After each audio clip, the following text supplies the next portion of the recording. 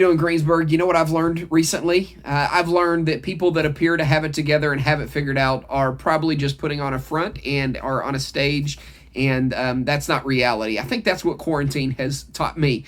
As a church, here at Keystone Church, we have had to adjust and adapt like crazy.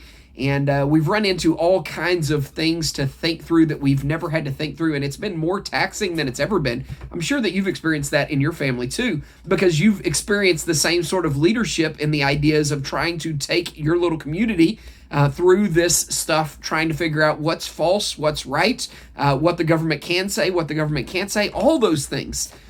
Here at Keystone Church, we hold a core value that is absolutely vital, we believe, to what we do here at a church. And it's illustrated best, I think, in Hebrews chapter 10 in verse 25. And we've been going through the book of Hebrews here at Keystone Church, but this isn't going to be about the Bible and that kind of stuff. So hold tight, but let me share this with you. It says in Hebrews 10:25, not neglecting to meet together as is the habit of some, but encouraging one another, and all the more as you see the day drawing near. I was thinking about this verse, and this verse in the context, I don't have time to unpack it all, but in the context, here's what it is saying to us. It's saying to us that it's the habit of some people to not meet together, and that's not a good habit. It's not mentioned as a good habit. It's talking about there are some Christians, some believers of Jesus that don't meet together, and that's not a good habit. That's the bad habit.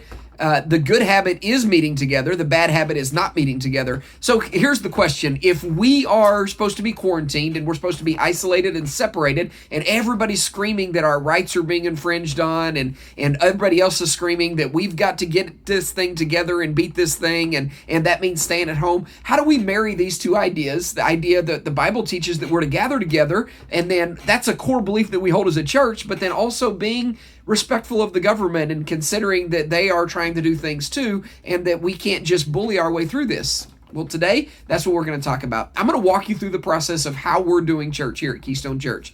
It may not be the best way. It is a way, and it has worked, and we have changed quite a bit, and I'm going to show you all those changes as we walk through it. Bum bum bum bum. Bum bum bum bum. Bum bum bum bum. Bum bum bum bum. Bum.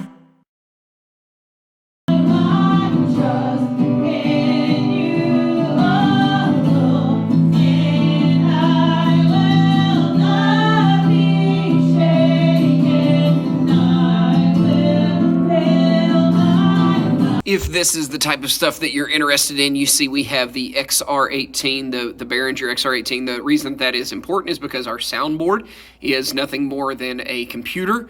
There's not a physical soundboard, and so what we do is we run a cable directly out of the soundboard that goes to a computer, and that computer is then recording every single channel. If you have 3 microphones, it has 3 separate channels for microphones, and each instrument is its own channel, and we're able to go back in later, and in post-production, they are able to, one of our guitar players that doesn't come out to the church building, plays from home, and then adds some background to it, and then remixes it also, and it's all done over the computer while he is remastering the sound. So I'm just getting ready to, here on a Friday, getting ready to record my sermon. We've already done the music, as you saw, on Wednesday. Got that recorded, or on Thursday, got that recorded. And so that will go through the process of being digitally mastered in its mixing of the sound. And then the sermon will come up, and there will be no need to mix that because it's just me talking. But we'll have to add slides. We'll have to add all that thing. It's really strange to come into an empty church building because there's no one here right now. I record myself. I think it's stranger for me to preach to 1 or 2 people that have come into the room to help me run equipment than it is to preach to no people. And I don't know why that is, but that's just something that I face. And there's a lot of questions in how you handle this. One of the questions is, why don't we do this live? The main reason that we are not doing our services live is because just with my experience with YouTube and Facebook and all of that, I knew instantly as soon as all this happened that Facebook and YouTube on Sunday morning is going to be one of the most taxed places. I don't think that Facebook and YouTube were ready to handle it or able to handle it. with all the live streaming. And so that's why we chose to record it, because a recorded service is uploaded to the server and then played from there rather than uploading and playing at the same time. So that's why we chose to record them. Also, it allows us a chance to break down some of the third wall. The third wall is that distance between the camera and the audience that is receiving it, and a lot is lost there.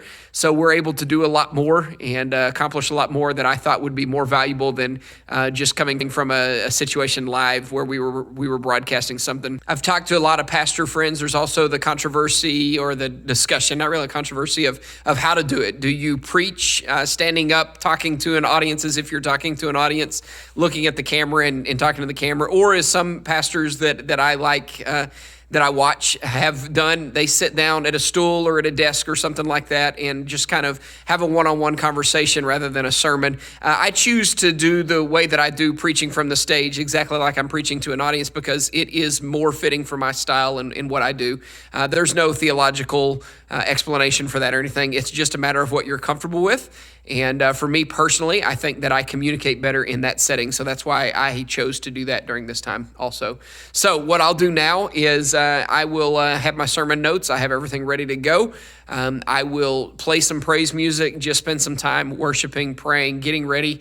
The same way that I would on a Sunday if the house was full, as I would be worshiping with the band and with the praise team. And so I will put some music on, listen to some music, get my mind in the right place, and then get ready to just approach the sermon and get ready to speak on what I have planned for the sermon. It is by no means an easy process, but that is exactly how we're walking through it and what we're doing. So the people that can come out and play. They play the music live. We preach the sermon live. We have all those pieces of videos that then go out to 2 or 3 different editors, which are mainly young people, 14 to 25, 26-year-olds, something like that have volunteered, and they piece it together by adding lyrics to this video feed, by adding the slides that need to be put up there, by changing whatever needs to be changed and editing whatever needs to be edited. We have people that send in videos through that they record on their cell phones at home or something like that. And so they record them, and then those are welcome or greetings that are used in the service to kind of get even more people involved. So all these pieces coming together, all of them working at the same time, that's what it takes to put on a service online. So that's one format of the way that we were doing it for a little while, but then all of a sudden we've got the idea to change things up, because my goal is that in a church, we should be professional and trying to do things to the best of our ability. And even though we're a smaller church, I believe that we can always do much better and always try to do much better. So if it doesn't cloud out the mission and doesn't cloud out the goal, then we should consider changing things. So you see all the chairs back behind me from the sanctuary. And so what we did is we moved everything out. And this last little while, we have been doing service a little bit different. We moved all the chairs out, put the instruments in the center of everything, kind of created a circle facing each other with the musicians, and a little bit more of an intimate feeling, a little bit more of a different atmosphere. Not changing the message, not changing what we're doing, but definitely trying a different method or mode, and that has proved quite well. You know, then as we go on, I was talking to another friend of mine who is working in his church and helping out in his church, and he had a different idea. You've heard of some of these churches doing drive-up services, and we've kicked around that idea. The problem is that everywhere that I researched the technology for this FM transmitter that would broadcast sound to a parking lot so that people could tune in their cars to watch a service was anywhere from $1,000 is where I first started and saw the ceiling. But after that, someone showed me one that was about $500, and still I just couldn't see that if this is a temporary setup, why would the church spend that much money to do something like that in something that we would probably never use? All of a sudden, I called this friend and I was talking to him, and he talked about how they use an FM transmitter that you plug into your cigarette plug, if you remember what those are from the old days, in your car, that jack, electric jack in your car, plug into that, and it's just a little FM transmitter that's supposed to do it for your phone, cell phone, in a car, and they are using it to broadcast then to their entire parking lot. So here's what's neat about that idea, and the reason that I am considering it kicking around is because if you look right here, right outside of our front door, we have this little bit of pavement that we can set equipment on and set up even a band to some extent with 6 feet still between the band members, and no sound being broadcast out, but rather with that FM transmitter sitting right about here broadcasting to the parking lot so that people in the car could sit in the parking lot watching the musicians on the stage and then listening to it in their car, and that would be also the place that I could deliver a message. Now, there's going to be some tricks and some things that we've got to think about in that. First of all being the noise that the band is going to hear is not going to be able to be too loud across the neighborhood, because we don't want to upset the neighbors or do something that we shouldn't do there. So we've got to figure out how to keep the noise low there while still broadcasting out here. That opens up a whole lot of things. Well, I can envision in my mind the idea of while families are trying to get out and wanting to get out, I can envision in my mind a bingo night or a game night where you have the MC standing up here talking into a microphone that's then broadcast to families playing in their cars while they're staying in their cars, and then just a fun get-together where they are communicating with flashes of lights or text messages or honking the horn or something like that, just having fun, while at the same time we could have a barbecue and serve food and just hang out in the parking lot while staying in your cars, maintaining social distancing. Hey, if you get creative, if you think about these things, there's ways to do it. We're not breaking laws. We're not trying to stick it to the man or anything like that. Our goal is to be creative with the boundaries that we've been set, and then to kind of consider how to work through that, because the ministry's not shut down. We've just got to figure out how to be the church in this new setting, in this new culture.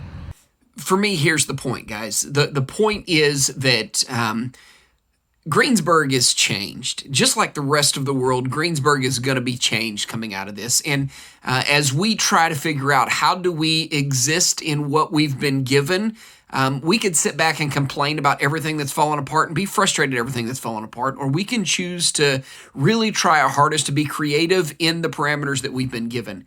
And that doesn't mean that we stop fighting against the things that we think that we need to fight against or anything like that. It just means that we don't sit back and feel defeated, but we can get creative and really figure all this out. Working together as a team, that's what we've learned here at Keystone Church. We need a lot of different people involved in a lot of different things, and that's become more relevant now than it was before, I think.